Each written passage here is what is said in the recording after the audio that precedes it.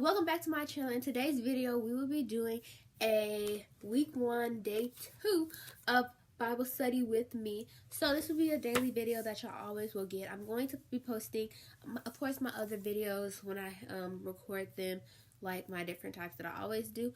But this is going to be a daily one that will always be posted every day. Well, unless something happens. But for the most part, every day. Or it'll just be a double upload with 2 Bible studies. Either way, I will be doing this, recording this every day for the whole entire week.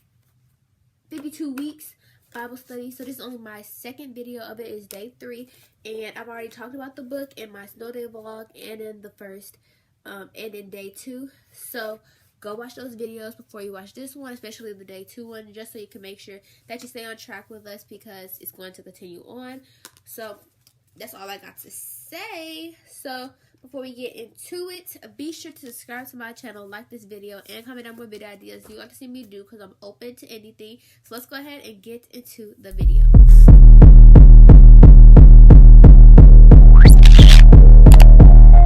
Okay, y'all, I am back, and like I said, we are in week 1 still, where it says there's nothing too hard for God. So today's readings is 9 through 12, and so it's basically, well, never mind. 9 through 12 is what we're reading today, and remember our actions. Remember, our actions for this week is to decide in your heart to think and speak positively, replacing negative words with positive ones. 2 is make a commitment to yourself to intentionally respond to your doubts with declarations of faith. 3 is at the end of the week, note how speaking positively into your life has begun to have a good impact on your outlook and ability to trust God. That's our actions for this week. In the comment section down below, be sure y'all tell me if y'all feel like y'all could do these actions. Tell me how y'all feel about today's reading. Remember, it's Genesis through 9 through 12. So we're just going to go ahead and get started. So right now I'm about to pull up the Holy Bible. And I need to move to the side of the screen so I can put my so I can make sure I put the recording here. Yes, for day 2 I did like screenshots. I don't know what I was thinking, but we're going to be doing just a regular screen record. So let me start my screen record. 3, 2, 1. Alright, so now it should be on your screen right here. And we're going to go to read. That was Genesis 5. We are in Genesis 9. Make sure I turn my volume all the way up so y'all can hear. I turned my fan off today, you guys. So let's go ahead and get started in our reading. Genesis 9. Then God blessed Noah and his sons, saying to them, be fruitful and increase in number and fill the earth. The fear and dread of you will fall on all the beasts of the earth and all the birds in the sky, on every creature that moves along the ground, and on all the fish in the sea. They are given into your hands. Everything that lives and moves about will be food for you. Just as I gave you the green plants, I now give you everything. But you must not eat meat that has its lifeblood still in it. And for your lifeblood I will surely demand an accounting. I will demand an accounting from every animal, and from each human being too. I will demand an accounting for the life of another human being. Whoever sheds human blood, by humans shall their blood be shed. For in the image of God has God made mankind. As for you, be fruitful and increase in number. Multiply on the earth and increase upon it.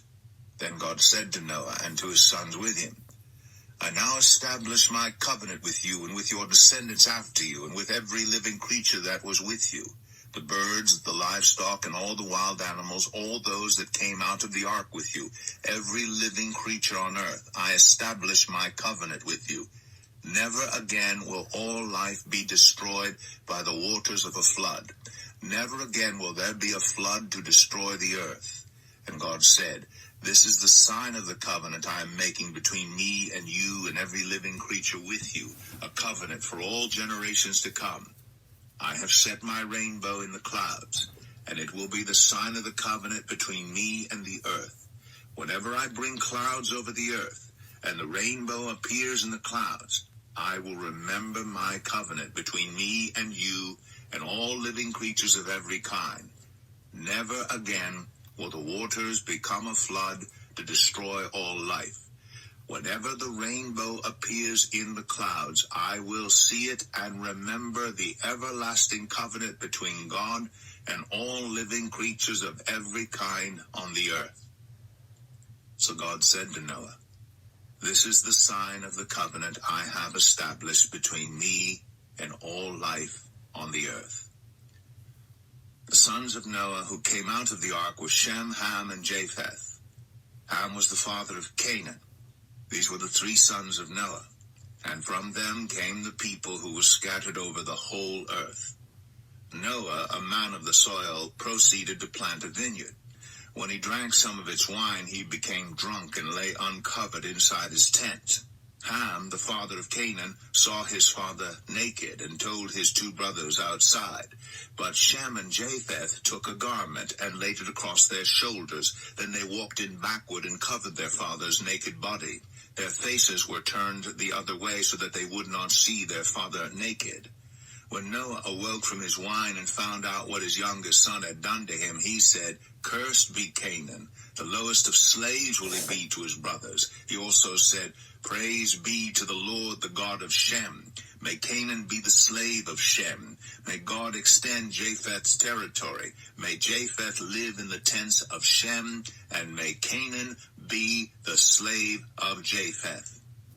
After the flood, Noah lived 350 years. Noah lived a total of 950 years. And then he died. We're in Genesis 10 now. Genesis 10. This is the account of Shem, Ham, and Japheth, Noah's sons, who themselves had sons after the flood. The sons of Japheth: Gomer, Magog, Madai, Javan, Tubal, Meshech, and Tiras. The sons of Gomer: Ashkenaz, Riphath, and Togarmah. The sons of Javan: Elisha, Tarshish, the Kittites, and the Rodanites. From these the maritime people spread out into their territories by their clans within their nations, each with its own language.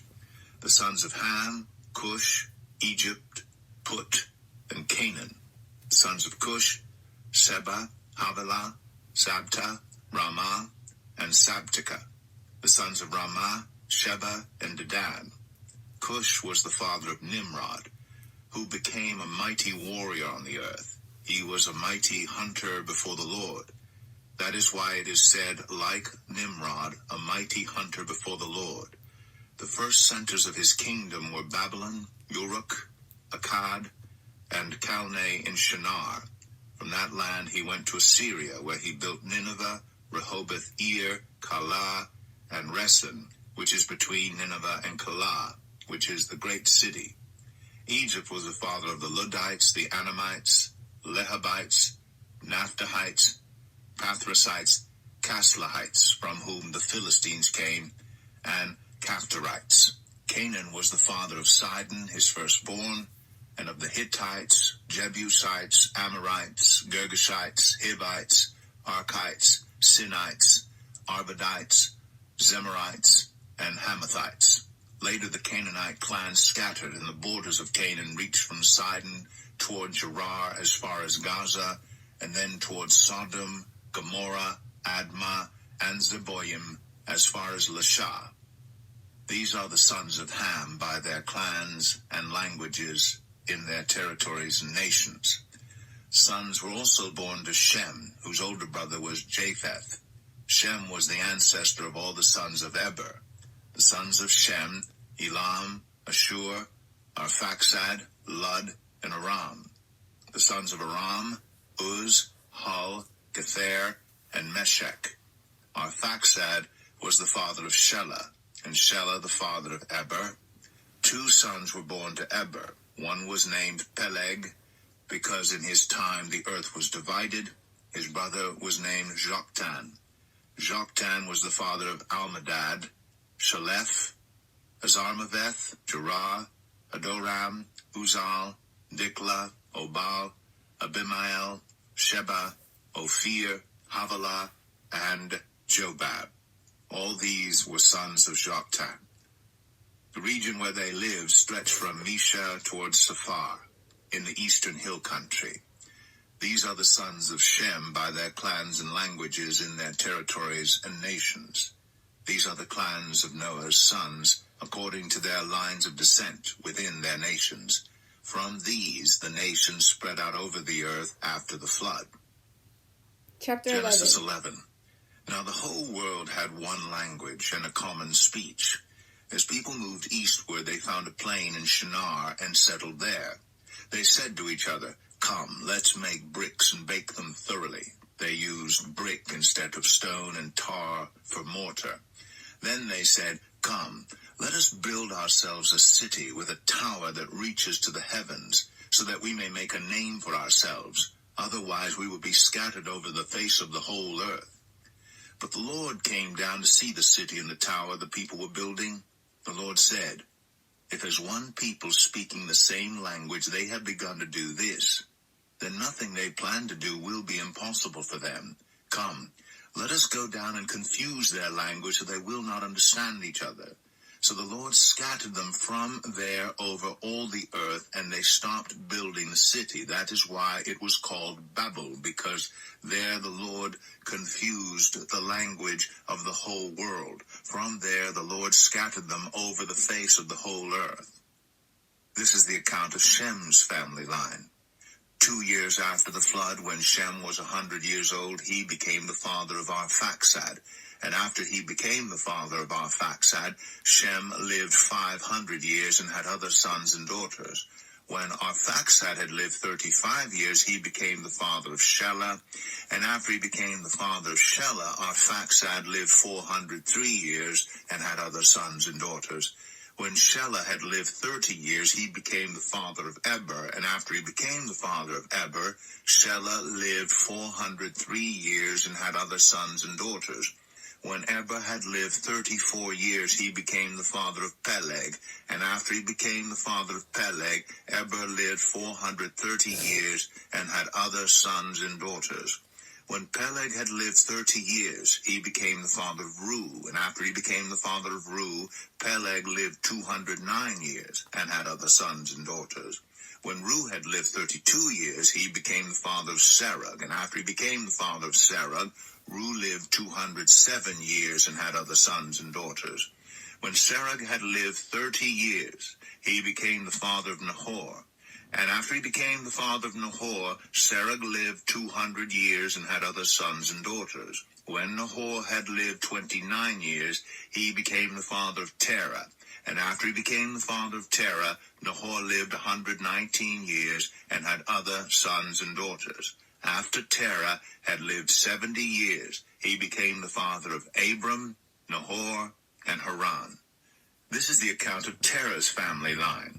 Terah became the father of Abram, Nahor, and Haran became the father of Lot. While his father Terah was still alive, Haran died in Ur of the Chaldeans in the land of his birth. Abram and Nahor both married. The name of Abram's wife was Sarai, and the name of Nahor's wife was Milcah. She was the daughter of Haran, the father of both Milcah and Iscah. Now Sarai was childless, because she was not able to conceive. Terah took his son Abram, his grandson Lot, son of Haran, and his daughter-in-law Sarai, the wife of his son Abram, and together they set out from Ur of the Chaldeans to go to Canaan. But when they came to Haran, they settled there. Terah lived 205 years, and he died in Haran. Chapter 12, last chapter. Genesis 12. The Lord had said to Abram, "Go from your country, your people, and your father's household, to the land I will show you. I will make you into a great nation, and I will bless you. I will make your name great, and you will be a blessing. I will bless those who bless you, and whoever curses you I will curse. And all peoples on earth will be blessed through you." So Abram went, as the Lord had told him, and Lot went with him. Abram was 75 years old when he set out from Haran. He took his wife Sarai, his nephew Lot, all the possessions they had accumulated, and the people they had acquired in Haran, and they set out for the land of Canaan, and they arrived there. Abram traveled through the land as far as the site of the great tree of Moreh at Shechem. At that time the Canaanites were in the land. The Lord appeared to Abram and said, "To your offspring I will give this land." So he built an altar there to the Lord who had appeared to him. From there he went on toward the hills east of Bethel, and pitched his tent with Bethel on the west and Ai on the east. There he built an altar to the Lord, and called on the name of the Lord. Then Abram set out and continued toward the Negev. Now there was a famine in the land, and Abram went down to Egypt to live there for a while, because the famine was severe. As he was about to enter Egypt, he said to his wife Sarai, "I know what a beautiful woman you are. When the Egyptians see you, they will say, 'This is his wife.' Then they will kill me, but will let you live. Say you are my sister, so that I will be treated well for your sake, and my life will be spared because of you."